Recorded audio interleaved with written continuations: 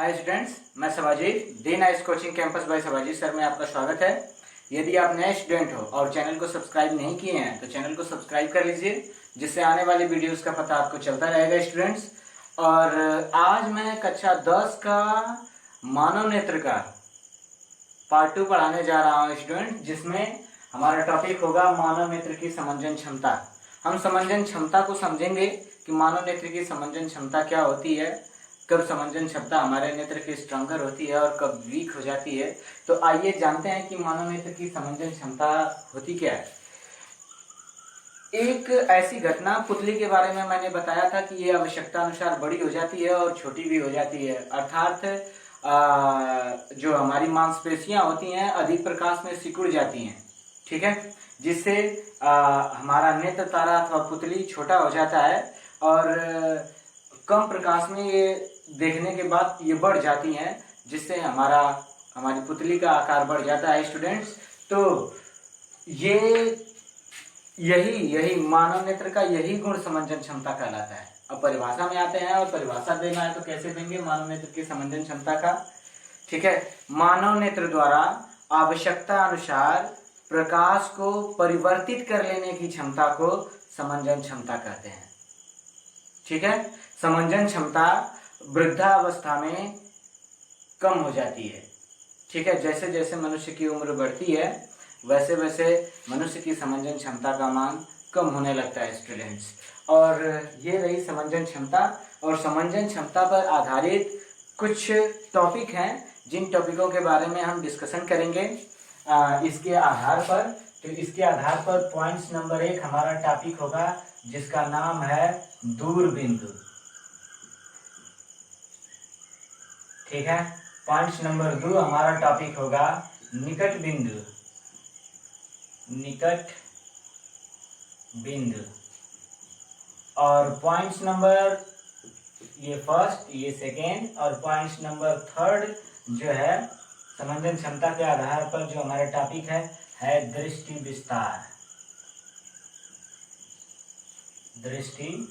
विस्तार। आइए तीनों के बारे में हम जानते हैं स्टूडेंट्स। दूर बिंदु किसे कहते हैं, ठीक है। तो दूर बिंदु के बारे में जब हम डिस्कशन करते हैं तो बोलेंगे मानव नेत्र द्वारा जिस अधिकतम दूरी तक स्पष्ट देखा जा सकता है, ठीक है, वह बिंदु दूर बिंदु कहलाता है। और यदि स्वस्थ मानव नेत्र है तो स्वस्थ मानव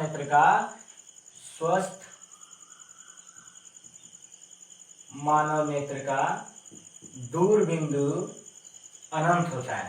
स्वस्थ मानव नेत्र का दूर बिंदु इन्फिनिटिव होता है। स्वस्थ मानव नेत्र है तो इसके सामने ऐसे डायरेक्ट बना देते हैं, अनंत होता है, ठीक है। अब आते हैं निकट बिंदु, ठीक है। तो मानव नेत्र द्वारा जिस न्यूनतम दूरी तक स्पष्ट देखा जा सकता है उसे निकट बिंदु कहते हैं। और निकट बिंदु का मान 20 से 25 सेंटीमीटर होता है स्टूडेंट्स। अधिकांश हम 25 सेंटीमीटर ही लेते हैं, ठीक है। 25 सेंटीमीटर, 20 से 25 सेंटीमीटर माना जाता है, जिसमें हम अधिकांश 25 सेंटीमीटर लेते हैं। इसे स्पष्ट दृष्टि की न्यूनतम दूरी कहते हैं। डी से इसे प्रदर्शित भी करते हैं स्टूडेंट्स। स्पष्ट दृष्टि की न्यूनतम दूरी डी का मान 25 सेंटीमीटर माना जाता है स्टूडेंट्स। परिभाषा को एक बार फिर से क्लियर कर लीजिए। मानव नेत्र द्वारा जिस न्यूनतम बिंदु तक स्पष्ट देखा जा सकता है, ठीक है, वह निकट बिंदु कहलाता है। इसे स्पष्ट दृष्टि की न्यूनतम दूरी भी कहते हैं, जिसका मान 25 सेंटीमीटर होता है, ठीक है स्टूडेंट्स। अब देखिए, अगर आप 25 सेंटीमीटर से दूर की वस्तु नहीं दिखाई दे रही है तो दोष, पास की भी नहीं दिखाई दे रही है तब भी दोष, ठीक है। तो अब आते हैं, हम तीसरा जानते हैं दृष्टि विस्तार, ठीक है स्टूडेंट्स। और दृष्टि विस्तार में आते हैं, और दृष्टि विस्तार देखिए किसे कहते हैं। तो दृष्टि विस्तार के अंतर्गत, ठीक है स्टूडेंट्स, हम दृष्टि विस्तार में आएंगे और दृष्टि विस्तार के अंतर्गत जानेंगे स्टूडेंट्स कि दृष्टि विस्तार है क्या। यानी इधर था अनंत और इधर था 25 सेंटीमीटर, अर्थात दूर बिंदु से निकट बिंदु के बीच की दूरी को, ठीक है, जिसके अंतर्गत हम सारी चीजों को देखते हैं, दृष्टि विस्तार कहलाता है। परिभाषा को एक बार फिर से देख लीजिए। दूर बिंदु और निकट बिंदु के बीच की दूरी को दृष्टि विस्तार कहते हैं। ठीक है स्टूडेंट्स, अब इसमें दो बातें आपको कंफ्यूज कर रही होंगी या आपके माइंड में, स्टूडेंट्स भाई कई प्रकार के हैं, कुछ साइंस के स्टूडेंट्स खुराफाती होते भी हैं, उन्हें ये दिमाग में समझ में आ रहा होगा कि सर यदि स्वस्थ मनुष्य का दूर बिंदु अनंत होता है तो हम अनंत तक तो देख नहीं पाते हैं। ठीक है, या उन्हें समझ में आता होगा कुछ दूरी तक देख रहे हैं, उसके उधर की सारी चीजें नहीं दिखाई दे रही हैं। तो भाई आपके सामने अगर कोई वस्तु पड़ गई तो वो पर्दा का काम करेगी, उसके सामने आपको कोई वस्तु दिखाई नहीं देगी। लेकिन एक बात का ध्यान रखिएगा आप, यदि आप छत पे सोते हो तो तारे आपको दिखाई देते हैं, और तारे कहाँ स्थित होते हैं, उनकी दूरी अनंत मानी जाती है, अनंत पर स्थित होते हैं। अब समझ में आया कि दूर बिंदु स्वस्थ मनुष्य का कहाँ होता है, अनंत पे होता है। ठीक है, और फिर इसके बाद आपको ये भी जानना जरूरी है कि दृष्टि के लिए, ठीक है, एक ही मतलब दो नेत्र जरूरी हैं। ठीक है, दो ही नेत्र जरूरी क्यों है, तो इसका मुख्य कारण है स्टूडेंट्स दृष्टि विस्तार। ठीक है, अगर आपके पास एक नेत्र रहेगा तो ये 150 अंश की 36 परास को देख सकता है, 150 अंश का। अगर यही दो नेत्र हैं तो दोनों को मिला के 180 अंश का 36 परास बना देगा स्टूडेंट्स। अर्थात आपके पास दो नेत्र है तो आपका दृष्टि विस्तार बढ़ जाता है, मैक्सिमम अधिकांश वस्तुओं को आप स्पष्ट रूप से देख सकते हैं। इसलिए ठीक है, एक नेत्र की जगह पे दो नेत्र का होना ज़्यादा उपयोगी है स्टूडेंट्स। तो ये रहा मानव नेत्र की समंजन क्षमता, इस पर आधारित दूर बिंदु, निकट बिंदु और दृष्टि विस्तार। ठीक है स्टूडेंट्स, अब दृष्टि विस्तार के बाद हम आते हैं दृष्टि दोष पे। ठीक है स्टूडेंट्स, अब आते हैं हम दृष्टि दोष पे, और दृष्टि दोष पे बात करते हैं तो दृष्टि दोष है क्या, ये जानने की कोशिश करते हैं हम स्टूडेंट्स। तो दृष्टि दोष,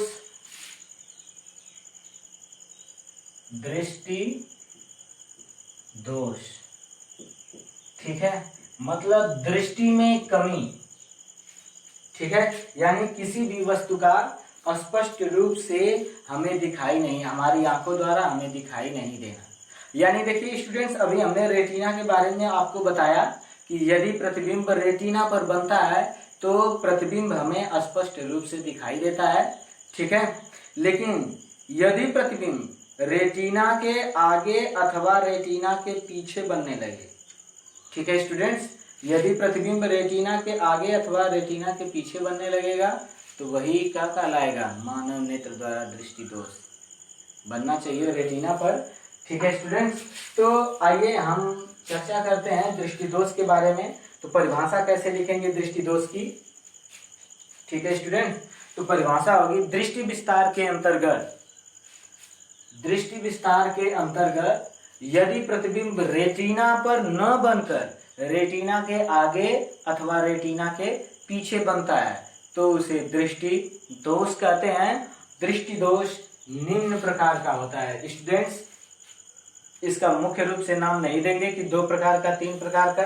ठीक है, आपके अलग अलग राइटर के जो बुक हैं उसमें किसी में जैसे राजीव है तो उसमें 2 या 3 प्रकार का दिया है स्टूडेंट्स। कुछ बुक में जैसे अरिहंत वगैरह है उसमें 5 प्रकार से दिया है। तो दृष्टि दोष का कोई फिक्स नहीं है, जैसे आपकी आंखों का दोष, मतलब आंखों में कई प्रकार की बीमारियां होती जाएंगी, दोष आपका दृष्टि का बढ़ता जाएगा। ठीक है, लिखेंगे दृष्टि दोष निम्न प्रकार का होता है। दृष्टि दोष निम्न प्रकार का होता है, मतलब नीचे लिखा हुआ है, निम्नलिखित भी बोल सकते हैं, प्रकार का है। ठीक है स्टूडेंट्स, पॉइंट नंबर 1 आते हैं। और इस दृष्टि दोष में से एक बात है स्टूडेंट्स, दृष्टि दोष में से 7 नंबर का एक दोष अवश्य पूछता है, खास तौर से दूर दृष्टि दोष और निकट दृष्टि दोष के बारे में। ठीक है, इसके बाद जो दृष्टि दोष है जैसे बोलते हैं स्टूडेंट्स जरा दृष्टि दोष, अबिंदुकता। ठीक है, तो ये सब जो दोष पाए जाएंगे स्टूडेंट्स वर्णांधता, तो ये 2 नंबर में 1 नंबर में भी आते हैं, लेकिन जब दूर दृष्टि दोष और निकट दृष्टि दोष की बात हो तो ये 7 नंबर में आता है स्टूडेंट्स। मोस्ट इंपॉर्टेंट भी है। पॉइंट्स नंबर 1 हमने हेडिंग बनाई, ठीक है स्टूडेंट्स। निकट दृष्टि दोष बनाते हैं सबसे पहले। निकट दृष्टि दोष, ठीक है स्टूडेंट्स, निकट दृष्टि दोष। तो निकट दृष्टि दोष में एक बताया मैंने, स्पष्ट दृष्टि की न्यूनतम दूरी 25 सेंटीमीटर। अब परिभाषा कैसे लिखेंगे? ऐसा दृष्टि दोष जिसमें 25 सेंटीमीटर से निकट की वस्तु स्पष्ट दिखाई देती है। निकट में निकट को बोलेंगे स्टूडेंट्स, दूर में दूर को बोलेंगे कि दिखाई देती है। ऐसा दृष्टि दोष जिसमें 25 सेंटीमीटर से निकट की वस्तु स्पष्ट दिखाई देती है, परंतु इससे दूर की वस्तु दिखाई नहीं देती, स्पष्ट दिखाई नहीं देती है, निकट दृष्टि दोष कहलाता है। कारण, अब ये परिभाषा हो गई स्टूडेंट्स। अब पॉइंट्स नंबर 1 या हेडिंग होगी हमारा कारण। तो कारण में 2 कारण है इसके। पहला कारण है समंजन क्षमता का कम होना, समंजन क्षमता का कम होना, ठीक है स्टूडेंट्स। और दूसरा जो है, दूसरा कारण नेत्र गोलक का लंबा हो जाना, ठीक है स्टूडेंट्स।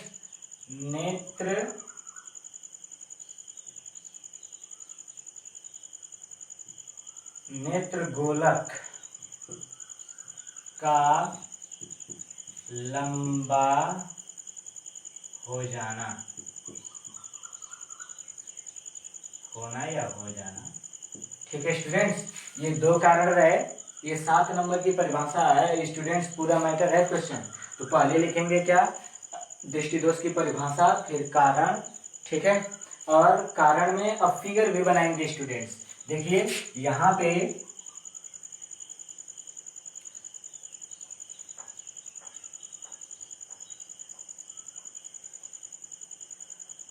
नेत्र गोलक हुआ स्टूडेंट्स, ये हमारा लेंस हुआ, मुख्य अक्ष हुआ, ठीक है स्टूडेंट्स।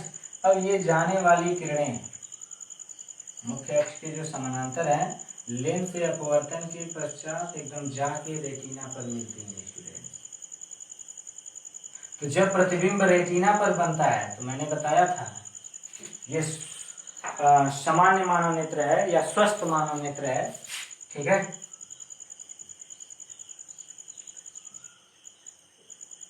स्वस्थ मानव नेत्र या सामान्य मानव नेत्र लिख देते हैं, जिसमें कोई दोष ना हो।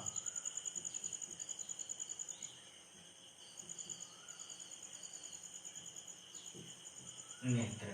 और दूसरा फिगर बनाते हैं, क्या बोला है? नेत्र गोलक का लंबा हो जाना। तो दूसरा फिगर हम बनाते हैं, ये हमारा नेत्र गोलक, थोड़ा देखिए ये लंबा हो जाएगा स्टूडेंट्स इसकी तुलना में।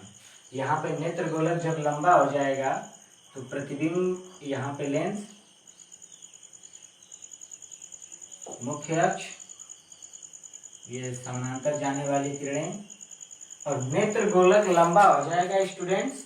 तो प्रकाश किरण रेटिना पे जो बनती थी, लेंस से अपवर्तन के पश्चात रेटिना से पहले ही बनने लगेंगी, ठीक है स्टूडेंट्स।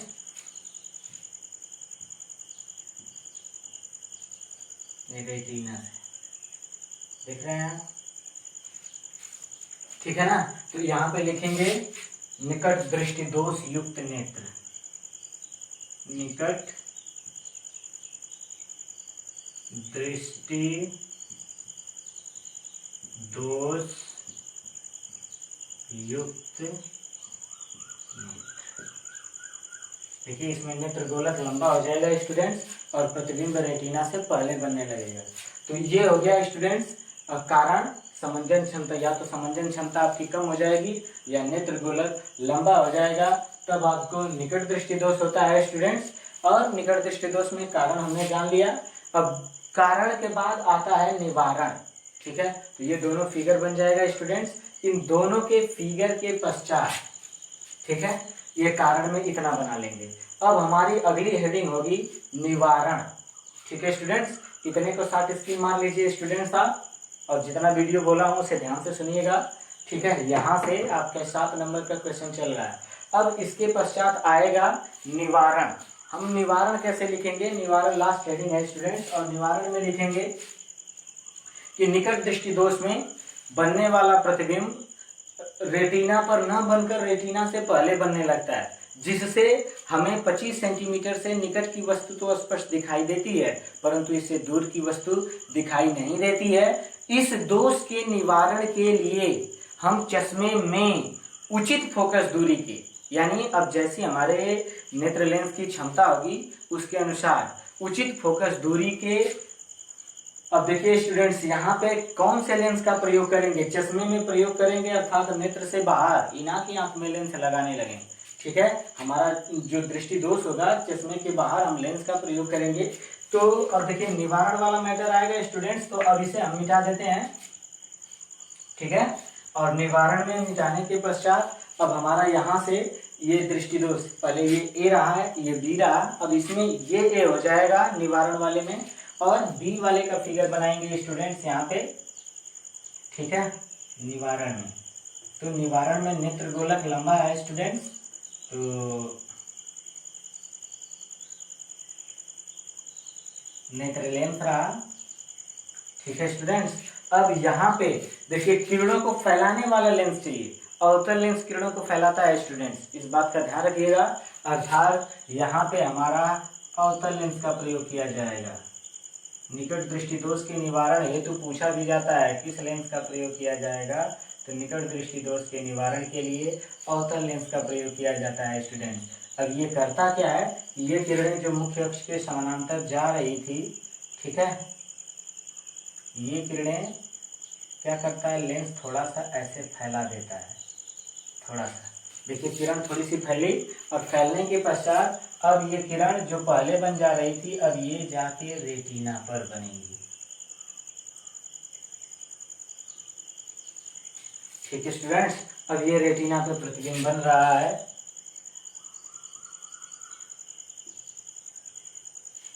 ठीक है, तो इसे कैसे लिखेंगे एक बार मैंने बताया ना, फिर से बता दे रहा हूं कि निकट दृष्टि दोष में नेत्र गोलक के लंबा हो जाने के कारण प्रतिबिंब रेटिना से पहले बनने लगता है, जिसके कारण 25 सेंटीमीटर से निकट की वस्तु तो स्पष्ट दिखाई देती है, परंतु इससे दूर की वस्तु स्पष्ट दिखाई नहीं देती है। इस दोष के निवारण के लिए चश्मे में हम उचित फोकस दूरी के अवतल लेंस का प्रयोग करते हैं। ठीक है, क्योंकि अवतल लेंस क्या करता है, किरणों को फैला करके रेटिना तक पहुंचा देता है।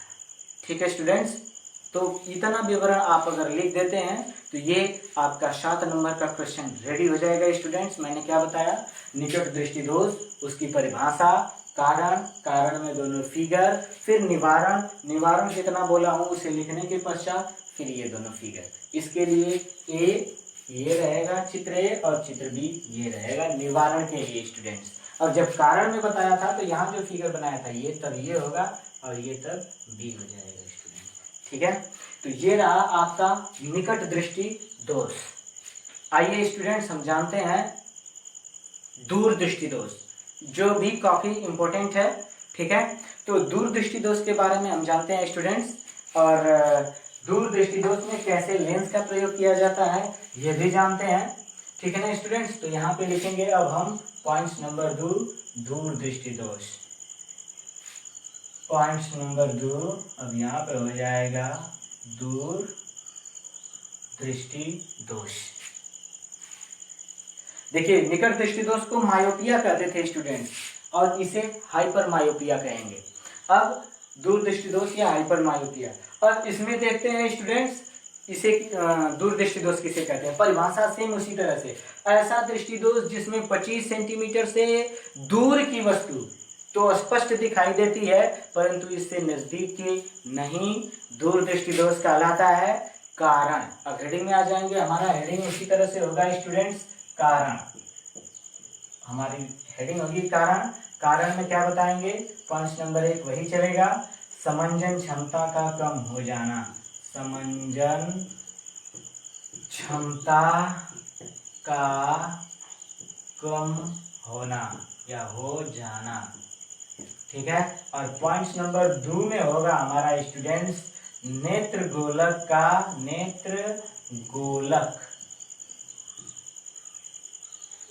का उसमें लंबा होता था स्टूडेंट्स, इसमें लिखेंगे चपटा हो जाना, चपटा हो जाना। ठीक है स्टूडेंट्स, अब चपटा हो जाना और फिगर पे आएंगे स्टूडेंट्स।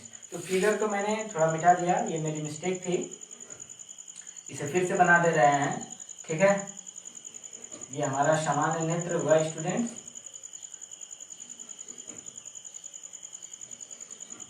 जहां से लेंस के अपवर्तन के पश्चात प्रतिबिंब रेटिना पर बनता है।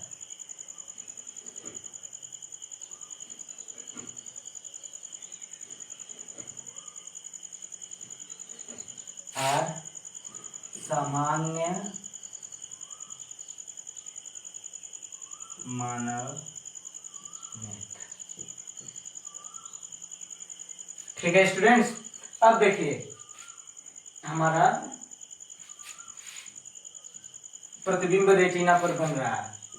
ठीक है, और दूसरा मैंने बोला ये सामान्य मानव नेत्र है। और देखिए निकट दृष्टि दोष में बताया था कि नेत्र गोलक लंबा हो जाता है, और इसमें बताया है नेत्र गोलक चपटा हो जाता है। चपटा होने का मतलब स्टूडेंट्स, अब ये जो बाहर निकल गया था अब ये क्या करेगा, अंदर दब जाएगा। तो जब अंदर दबेगा तो प्रतिबिंब पहले रेटिना पर है, अब रेटिना से कहाँ चला जाएगा, रेटिना के पीछे। देखिए स्टूडेंट्स, और यहाँ पे लिख देंगे दूरदृष्टि दोष युक्त नेत्र। देखिए कैसे फिगर को बनाते हैं, ये हमारा मानव नेत्र होगा।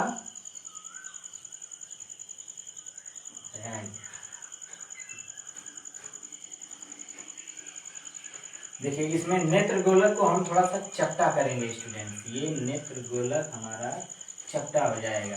अब यहाँ पे देखिए ये हमारा लेंस, नेत्र लेंस, और प्रतिबिंब रेटिना पर न बनकर अब ये नेत्र गोलक चपटा हो गया, तो प्रतिबिंब जाएगा रेटिना से, लेंस से अपवर्तन के पश्चात अब प्रतिबिंब जाएगा रेटिना के पीछे। ठीक है स्टूडेंट्स,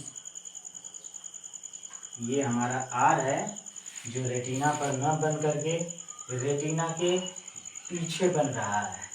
तो देखिए स्टूडेंट्स, अब यहां पे लिखेंगे दूर दृष्टि दोष युक्त नेत्र, दूर दृष्टि दोष युक्त नेत्र। अब ये कारण में 2 फिगर होना जरूरी है, ये फिगर ए और ये फिगर बी। ठीक है स्टूडेंट्स, कारण बना देंगे, दोनों बातें लिख देंगे, दोनों फिगर बना देंगे। ठीक है, और देख भी रहे हैं कि हमारा नेत्र गोलक चपटा बन रहा है जिससे प्रतिबिंब रेटिना के पीछे बन रहा है। ठीक है, अब निवारण में आएंगे स्टूडेंट्स, हमारी हेडिंग होगी निवारण। तो निवारण में क्या करेंगे कि देखिए इसमें तो किरणों को फैलाना था, पहले बन रहा था तो फैलाना था अवतल लेंस का, अब किरणों को क्या करना है, बटोरना है ताकि रेटिना पर आ जाए। तब यहाँ पे स्टूडेंट्स हम क्या करेंगे, देखिए फिगर ऐसे ही रहेगा, बस हम क्या कर रहे हैं यहाँ पे नेत्र गोलक को अब हमारा दोष पाया जाएगा, अब ये चपटा हो गया पहले की तुलना में स्टूडेंट्स। ठीक है, नेत्र गोलक हमारा चपटा है।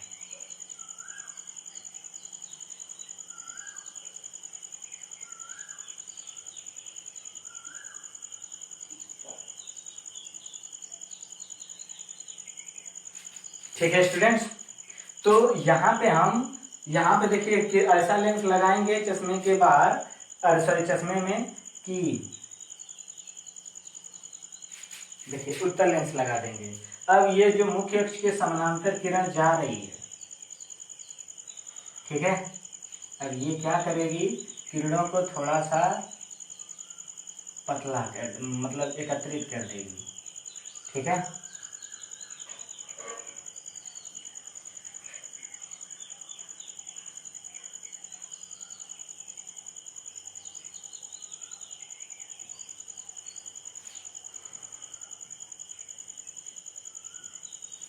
ठीक है। अब ये क्या करेगी, किरणों को एकत्रित कर देगी और प्रतिबिंब जो रेटिना के पीछे बन रहा था वो आके रेटिना पर बनने लगेगा। स्टूडेंट्स कैसे लिखेंगे, मैंने परिभाषा बोल दी है, कारण बोल दिया, ये दोनों फिगर बोल दिया, लेकिन जब निवारण बोलेंगे तब आपका ये फिगर हट जाएगा स्टूडेंट्स, तब ये ए हो जाएगा निवारण वाले में और ये बी हो जाएगा स्टूडेंट्स। ठीक है, तो लिखेंगे कैसे, दूर दृष्टि दोष में प्रतिबिंब रेटिना पर न बनकर रेटिना के पीछे बनने लगता है। ठीक है, जिसके कारण हमें दूर की वस्तुएं 25 सेंटीमीटर से दूर की वस्तुएं स्पष्ट दिखाई नहीं देती हैं। अतः इस दोष के निवारण के लिए चश्मे में उचित फोकस दूरी के उत्तल लेंस का प्रयोग करते हैं। चश्मे में उचित फोकस दूरी के उत्तल लेंस का प्रयोग करते हैं जो किरणों को एकत्रित करके रेटिना पर कर देता है और हमें वस्तुएं 25 सेंटीमीटर से नज़दीक की भी वस्तुएं हमें स्पष्ट रूप से दिखाई देने लगती हैं स्टूडेंट्स। ठीक है, तो ये रहा मोस्ट इम्पोर्टेंट दूर दृष्टि दोष और निकट दृष्टि दोष दोनों, जो आपके एग्जाम में 7 नंबर का शेड्यूल रूप से आता है स्टूडेंट्स। इससे अच्छे से स्टडी करिएगा, इसका नोट भी बना लीजिएगा स्टूडेंट्स, और नोट बनाने के पश्चात अगले वीडियो का वेट करिएगा। मैं अगला वीडियो फिर अगले टाइम में दूंगा। आज के लिए कक्षा 10 के स्टूडेंट्स के लिए इतनी बातें। मैंने क्या बताया, समंजन क्षमता, उस पर आधारित कुछ बातें, और उसके पश्चात दूर दृष्टि दोष और निकट दृष्टि दोष, इसका कारण भी और निवारण भी। आज के लिए आज की वीडियो में बस इतना ही। अगले वीडियो में मैं फिर मिलूंगा स्टूडेंट्स, तब तक के लिए धन्यवाद और वीडियो को पूरा देखते रहिए। धन्यवाद।